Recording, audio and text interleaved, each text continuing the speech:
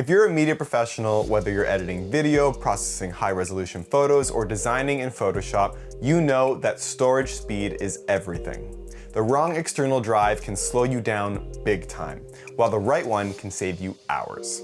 Hi, I'm Adam from Messenger Bag Media, and we're going to break down how to get the best speeds out of your external drives. We'll talk about HDD versus SSD, different connection types, and which cables and docks actually make a difference in your workflow.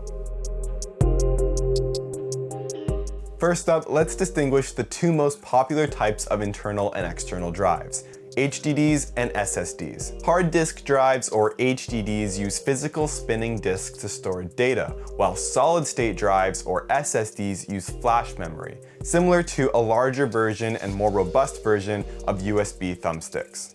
That means SSDs are way faster and more durable and less prone to failure. HDDs, on the other hand, are cheaper and often come in larger capacities. For videographers, photographers, and designers, SSDs are typically the better choice, especially as working drives, and particularly if you're working with 4K or 8K video, large RAW files, or massive design projects. HDDs can still be useful for long-term cold storage, but for active projects, SSDs are certainly the way to go.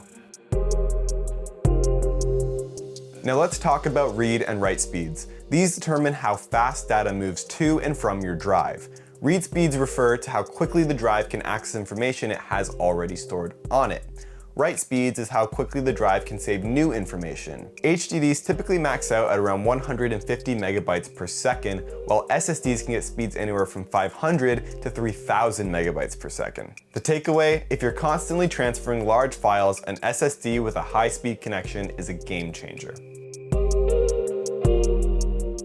Alright, here's where things get a little tricky: understanding gigabytes versus gigabits.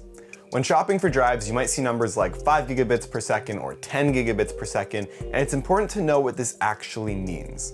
A 5 gigabit connection, like the one on some common Western Digital hard drives, actually translates to about 625 megabytes per second. But a SanDisk G drive, which is still a hard drive with Thunderbolt 3 at 10 gigabits per second, that's about 1250 megabytes per second, making a huge difference. Also remember that an SSD with 10 gigabit connection will be much faster than an HDD with the same speed, because it doesn't need to wait for the disk to spin up to access information.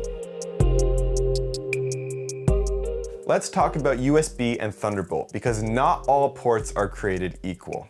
USB has gone through a lot of versions, so here's a quick breakdown of common ones that you might find. USB 2.0 maxes out at 480 megabits per second, which is way too slow for any media work.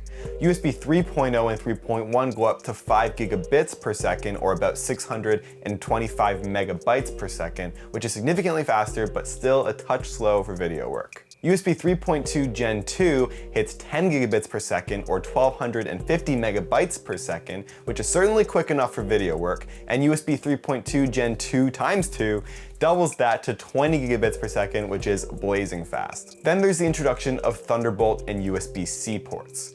Thunderbolts 1 and 2 were Apple focused and capped at 10 to 20 gigabits per second.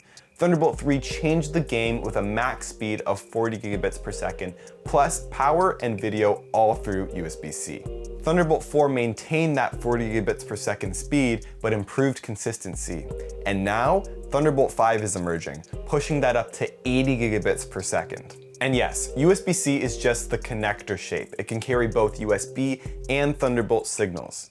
USB-A, on the other hand, is older and doesn't support the fastest speeds of Thunderbolt. If you're buying a new drive, go USB-C or Thunderbolt for future-proofing.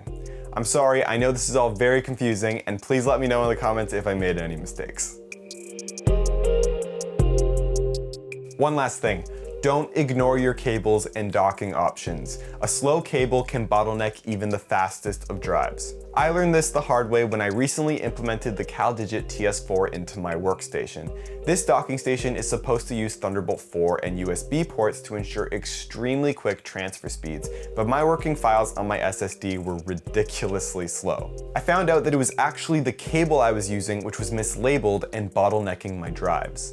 A cheap USB-C cable might only support USB 2 speeds, while a proper Thunderbolt 3 or 4 cable will unleash the full potential of your drive. Buy quality cables, it will save you many headaches. The same goes for docking stations. Using a high quality dock like the CalDigit TS4 can ensure you're getting the max speeds from all your devices. If you want more details on the CalDigit, check out our full review in the info card. So to wrap it up, if you want the best speeds from your external drives, use an SSD for active projects. Prioritize high-speed connections like Thunderbolt 4 and USB 3.2, and make sure you're using the right cables and a high-quality dock. If you found this helpful, hit that like button, it goes a long way. And let us know in the comments any tips and tricks you have for setting up your workstation and using external drives. Check out our channel for more content tailored to media professionals. And if you like what you see, consider subscribing. Check out these videos here if they look interesting, and we'll see you in the next video.